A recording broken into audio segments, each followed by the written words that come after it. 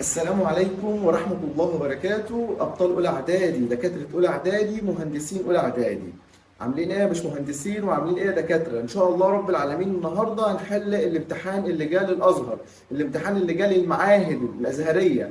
إحنا هنحله مع بعض دلوقتي. لو أنت كنت بالأزهر وبتتفرج عليا فأنت كده كده خلصت امتحانات وبتراجع إجاباتك، ولو أنت ما كنتش في أزهر وكنت في مدارس حكومية اللي هي المدارس اللي بتاعتنا دي عادية، فانت دلوقتي هتسمع الفيديو ده علشان تشوف الامتحان ممكن يجي لك ازاي والافكار بتاعته. بس انصحك قبل ما تبدا في الفيديو تحل انت سؤالك وتشوف انت حل وتشغل الفيديو وتشوف انت حل صح ولا غلط، وتقارن انت حل صح ولا غلط. حل صح فانت الحمد لله بتطمن على نفسك، لا قدر الله كنت حل الغلط فترجع تذاكر كويس وتفهم السؤال كويس وتحل تاني وربنا يوفقكم. ما اطولش عليكم، انا مستر مصطفى عرابي وانت بتسمع قناه مستر عرابي رياضيات، ويلا بينا نبدأ. بسم الله الرحمن الرحيم.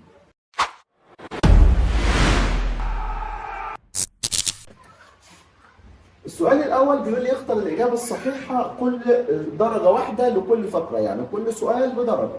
السؤال الأول بيقول لي 2 أس سالب 4 بكام؟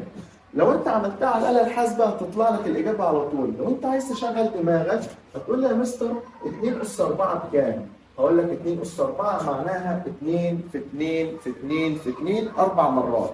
قال لي قلت له يبقى ب 16.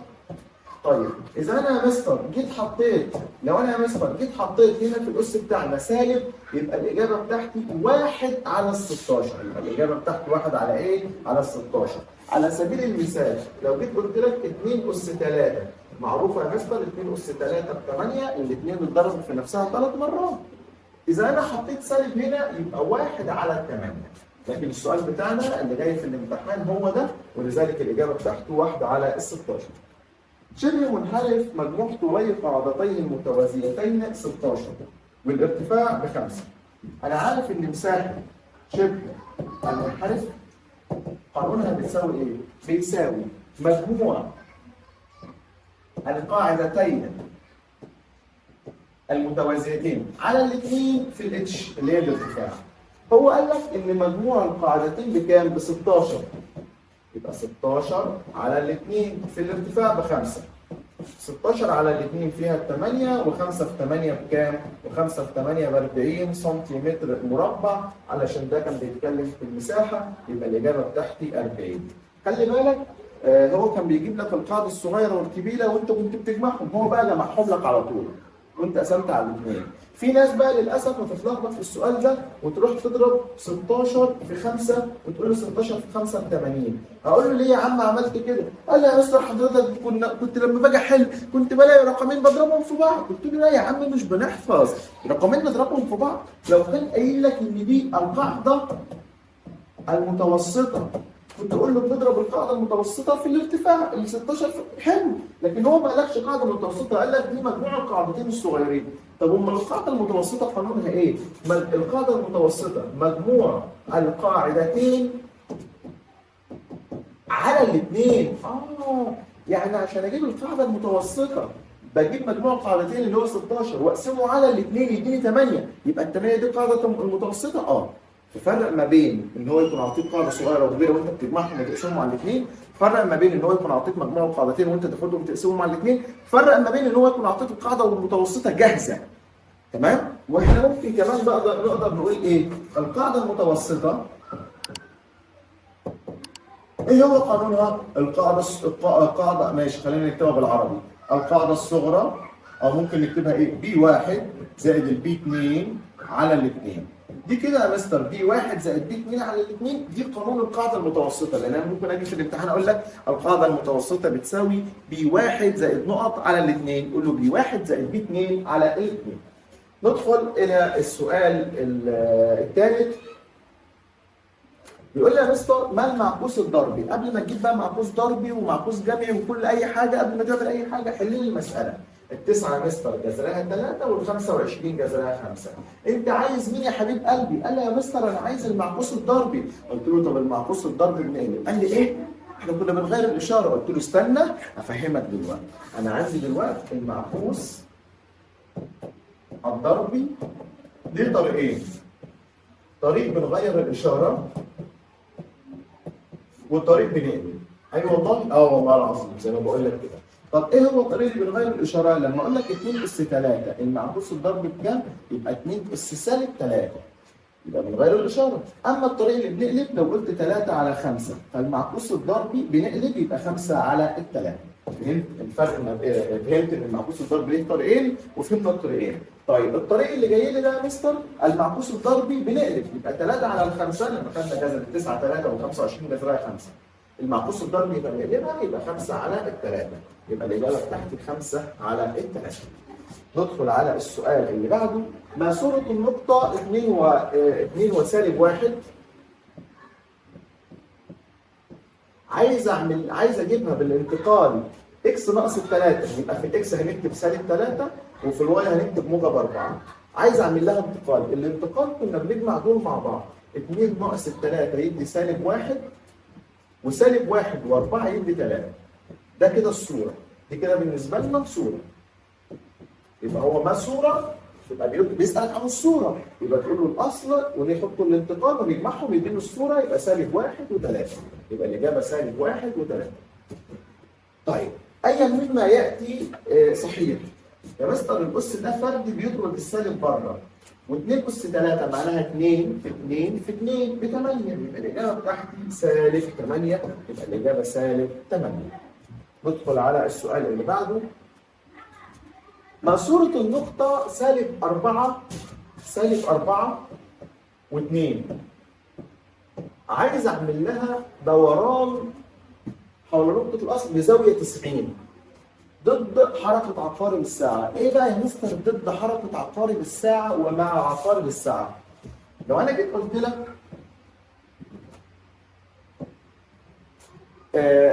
الساعة اللي في البيت عندك بتلف إزاي؟ قلت له يا مستر بتلف كده. طيب فده مع عقارب الساعة. قال لي قلت له مع عقارب الساعة يبقى الزوايا بتاعتنا بالسالب. سالب 90 سالب 180 كده يعني. أما لو هتلف عكس عقارب الساعة يبقى الزوايا بتاعتنا بالموجب. طب هو هنا قال ايه؟ ضد عقارب الساعة أو عكس عقارب الساعة. يعني يقصد ال 90 بتاعتنا دي موجبة. يبقى أنا كأني بيقول لي أنا عايز أعمل لها دوران ب 90. دوران إيه؟ 90. وأنا كنت بقول له الدوران 90 بنقلب ونغير إشارة الأول. فلما نقلب دول يبقى هنا 2 وورا هنا كده سالب 4. قلبنا. جبت اللي ورا قدام واللي قدام ورا. تمام كده؟ بعد ما بتقلب بتغير إشارة الأول. من الأول يبقى سالب 2 وسالب 4. يبقى الإجابة بتاعتي الأخيرة سالب 2 وسالب 4. ما صورة النقطة دي بالانعكاس في محور الإكس؟ النقطة كام وكام؟ 3 وسالب 1. الانعكاس في محور الإكس بنغير الانعكاس ماشي. خلينا نكتبه هنا كده. الانعكاس في محور الإكس بنغير الواي. على سبيل المثال هو قال لي لا أنا عايز أعملها دلوقتي انعكاس في محور الإيه؟ قال لي الانعكاس على محور الإكس. قلت له نغير الواي. بدل 3 وسالب 1 يبقى 3 وموجب 1. يبقى الإجابة بتاعتي 3 وموجب 1. ندخل على السؤال اللي بعده. ما قيمة الجذر التكعيبي للجذر؟ يا مستر ده في جذر تربيعي تحت الجذر التكعيبي. عندي كام جذر؟ جذرين. نجيب الجذر اللي تحت الأول وبعدين نجيب الجذر اللي فوق. يعني نقول له يا مستر ال 64 يبقى دي كده تنزل زي ما هي. ال 64 جذرها كام؟ جذرها 8. ونيجي بقى ناخد الجذر اللي من بره اللي هو الجذر التكعيبي لل 8 2. يبقى الإجابة بتاعتي 2. طيب نحل المتباينه دي. هنقول له اكس ناقص الواحد اكبر من الاربعه يبقى اكس اكبر من الاربعه وبترجع ورا زائد الواحد. يبقى اكس اكبر من مين؟ 4 و1 5. يبقى الاكس اكبر من الخمسه. مين اللي اكبر من الخمسه؟ السته والسبعه والثمانيه. مش لاقي غير السبعه هي اللي بنختار. السؤال اللي بعده عايزين نضرب دول في بعض. سالب في موجب بسالب 3 في 4 ب 12. اكس في اكس بننزل الاكس وعند الضرب نجمع الاسس. نجمع 2 و2 كام؟ 4. يبقى سالب 12 اكس اس 4. سالب 12 اكس اس 4. طيب اسمها يا مستر اسمة مقدار على حد. فبنقسم الاول على الاول والثاني على الاول. 3 على 3 فيها الواحد ما بيتكتبش. اكس اس 2 على اكس بننزل الاكس وعند الاسم نطرح الاسس. هنا في واحد. 2 ناخد منه واحد يتبقى واحد. ولا بنكتب الواحد هنا ولا بنكتب الواحد هنا. تمام كده؟ طيب سالب في موجب او سالب على موجب فيها السالب. 6 على 3 فيها الاثنين، والاكس تروح مع الاكس، يبقى الاجابه بتاعتي اكس ناقص 2. اكس ناقص 2. اذا كانت اكس، السؤال ده جميل جدا جدا جدا. اذا كانت الاكس ناقص الاثنين على الاثنين ناقص الاكس بتساوي ايه؟ يبقى الايه بكام؟ قلت له طيب صلى على النبي عليه الصلاه والسلام. هو احنا عارفين ان الجمع ابدالي، يعني 3 زائد 5 هي 5 زائد 3، اما الطرح مش ابدالي. طيب الطرح ممكن نبدله، بس هدفع ضريبه، ادفع فلوس. هتدفع ايه بقى الضريبه بتاعتنا يا مستر؟ ركز معايا كده. انا كل اللي انا هعمله الاكس ناقص الاثنين هنخليها زي ما هي، بس الاثنين ناقص الاكس هنبدلها، هنخليها اكس ناقص الاثنين. طب يا مستر فين الضريبه اللي حضرتك هتدفعها؟ الضريبه ان انت بعد ما تبدل تحط قبلها سالب. والله بالظبط كده. كل ده بيساوي مين؟ بيساوي ايه؟ تاني البسط زي ما هو، المقام 2 ناقص اكس، عايز اخلي المقام زي البسط، عايز اخليهم اخوات عشان نقدر نختصرهم ونقول دي على دي فيها الواحد. طب انا مش عارف اختصرهم، لان كده مش هنعرف نختصرهم. فقلت له هنبدل بدل 2 ناقص اكس، اكس ناقص الاثنين، بس الضريبه اللي انا هدفعها ان انا احط لك هنا سالب. قال له طيب. قلت له نبدا نقول ادي دي كده 2 ناقص الاكس، يعني 2 ناقص الاكس اي حاجه نفسها فيها كام؟ فيها الواحد، وهنا في سالب يبقى سالب واحد. كل ده بيساوي ايه؟ يبقى نقدر نقول له يا مستر ان الايه بتساوي سالب واحد. المساله دي محترمه جدا جدا جدا، اللي حلها بجد بخطوات ده طالب متفوق ان شاء الله.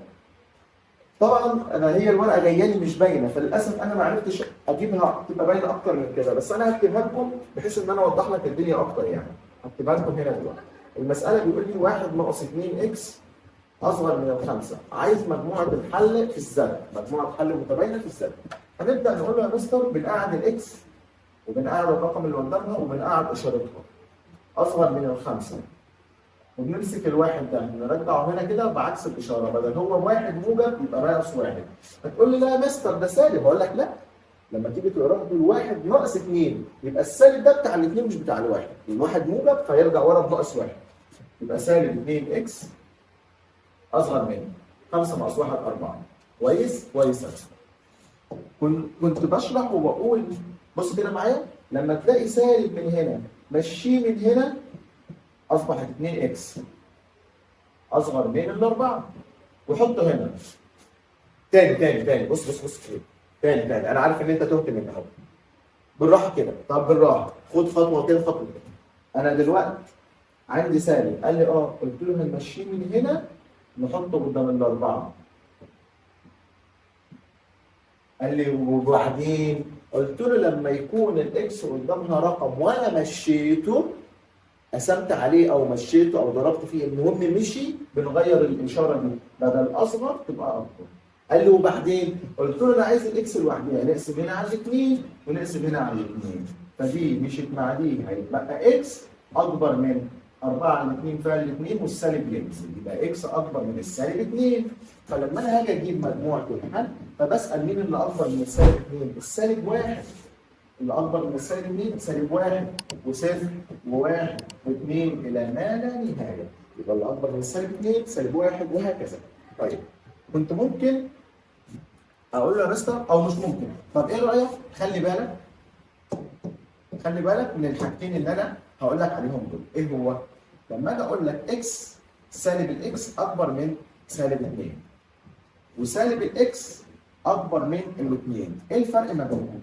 هنا في 2 سالب، فبقول له لما يكون عندي 2 سالب ده بيركب جناحات وده بيركب جناحات ويطيروا قصاد بعض، هيتبقى هنا الاكس وهنا الاثنين، بس لما يطيروا قصاد بعض المساله هتتحرك، فتتحرك فدي تتغير المتباينه، المساله بتاعتها لما تتحرك فالعلامه بتاع اكبر اكس اكبر من الاثنين هتتقلب، يبقى اكس اصغر من الاثنين، يبقى الاجابه بتاعتي اكس اصغر من الاثنين. ولكن لما يكون عندي اشاره سالبه واحده بتطير من هنا تتحط قدام الاثنين كده، وبرضه في الحاله دي بنغير الاشاره. والله والله العظيم يا مستر بالظبط كده. يبقى دلوقتي في الحالتين بنغير الاشارات. حلو؟ ولكن لو اشارتين يطيروا، لو اشاره تطير الجنب الثاني، اشارتين يختفوا يطيروا لفوق ويختفوا، لو اشاره واحده تطير الجنب الثاني. طيب فخلاص مسألتي خلصت، بس عايز اوضح حاجه برضه، يعني لا افترض عشان بس ايه، ممكن المستر يكون قايل لك المساله دي بطريقه ثانيه هقولها لك دلوقتي، برغم برضه تبقى انت فاهم الطريقه دي. ايه يا مستر؟ سالب 2 اكس اصغر من 4 اللي هي كانت طالعه لي سالب 2 اكس، حلو. هنقسم على اللي قدام الاكس كلها، سالب 2 اكس، سالب 2 قصدي، وهنا سالب 2. فالسالب 2 تمشي مع السالب 2 هيبقى اكس، و4 على 2 فيها الاثنين والسالب ينزل. ولما بقسم على السالب بغير اشاره المتباينه، بدل اصغر يبقى اكبر. اكس اكبر من الاثنين واكس اكبر من الاثنين، دي هي دي. بس كده عملت على خطوتين، دي عملت على خطوه واحده، دي صح ودي صح. المهم تبقى فاهم، ولو فهمت دول المساله دي خلاص بالنسبه لك خلصت. ندخل على السؤال اللي بعده. اختصر لابسط صوره. طيب ال 81 جذرها 9 وال 49 دي 49 جذرها 7 زائد اي حاجه اس صفر بواحد زائد الجذر التكعيبي لل 125 5 و 343 7. قال لي كويس. لو انت معاك آلة حاسبة اضرب اضرب اضرب طلع اجابتك، مش معاك آلة حاسبة قول له يا مستر 9 على 7 زائد الواحد ده هنخليه 7 على 7 زائد 5 على 7. قال لي وبعدين؟ قلت له مقام مقام مقام اخوات نقسم منهم واحد ونجمع 9 و7 و5 21 21 على 7 فيها كام؟ فيها 3. كنا ممكن يا مستر نختصر الطريقه دي، نختصر الخطوه دي خالص ونعمل دول كده يطلعوا ب3 على الآلة الحاسبة وهتاخدوا الدرجه كامله. يعني كنا ممكن نختصر دول وتاخدوا الطريقه وتعمل دي على الآلة تديك 3. طب انت عايز تعمل بالخطوات اعمل بالخطوات، بس المهم دي كده دي لازم تعملها بنفسك، لازم تطلع لي دي بنفسك. طب انا مش عارفها يا عم، امسك الآلة اضرب دي على الآلة واكتب اجابتها، واعمل دي على الآلة واكتب اجابتها، واعمل دي على الآلة واكتب اجابتها، كأنك عملتها بدماغك يا عم. هو انا معاك؟ بس ما ينفعش تروح تكتب لي المسألة كلها على الآلة الحاسبة واجي في الامتحان الاقيك، واجي في الامتحان وانا بصحح الاقيك كاتب لي 3 بس. امال فين يا عم الخطوات؟ مين هي الخطوات؟ اهي يا مستر، اهي دي كده يا مستر خطوات الحل، دي كده يا مستر خطوات الحل، دي كده يا مستر اهم حاجة. ندخل على السؤال اللي بعده. ارسم المثلث ABC، اعطيني ال A بواحد وواحد، واعطيني ال B بأربعة وواحد، واعطيني ال C بأربعة وخمسة. وطالب مني عايز صورته بالانتقال 5 وحدات يسارا. طيب انا دلوقتي ممكن امشي يمين وممكن امشي شمال، يبقى انا دلوقتي التغير كده الحركه على محور مين؟ على محور الاكس. يبقى الواي ما عليهش حركه، يبقى الواي بصفر. يبقى اهو اول حاجه يبقى الواي بصفر. طيب الحركه على محور الاكس لو كانت يمين 5 يبقى موجب 5، لو كانت يسار 5 يبقى سالب 5. يبقى هنا كده سالب 5 سالب 5 سالب 5. طيب هنجيب هنا A شرطه B شرطه C شرطه. 1 ناقص 5 سالب 4 و1 وصفر صفر. 4 ناقص 5 سالب 1 و1 وصفر 1 وصفر، معلش دي 1.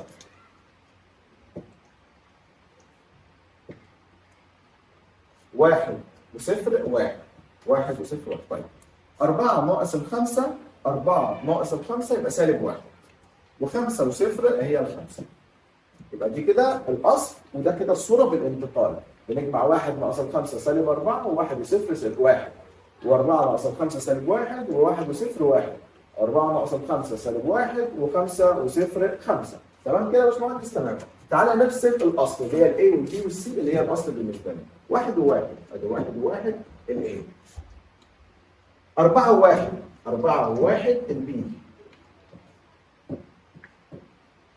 4 و5 4 و5 السي.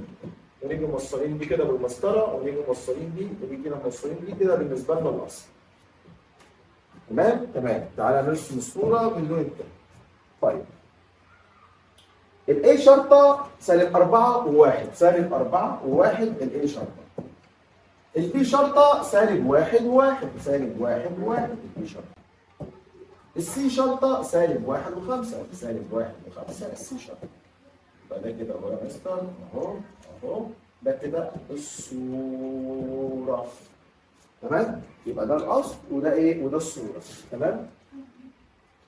احنا كده وصلنا لنهايه حلقتنا النهارده ووصلنا لنهايه الامتحان. الامتحان ده كان كويس ولكن انا مستغرب ما جابش احتمالات خالص، ما جابش احتمالات، ده ما راحش ليها. مش عارف بقى هو قال لك ان هم كانوا الجزء ده في اخر المنهج وانتم امتحنتوا بدري فقال لك ما نجيبش منها ولا ايه؟ بس خلاص هو ريحكم منها على الرغم ان هو جزء سهل يعني ما كانش فيه اي مشكله بفضل الله، ولكن بالتوفيق للجميع وبالتوفيق لابطال اولى اعدادي ازهر. واشوفكم يا رب على خير في فيديو جديد وحلقه جديده وسنة جديدة سعيدة عليكم تاني إعدادي. أشوفكم على خير إن شاء الله. كان معكم مستر مصطفى عرابي وأنت كنت بتسمع قناة مستر عرابي والسلام عليكم ورحمة الله وبركاته.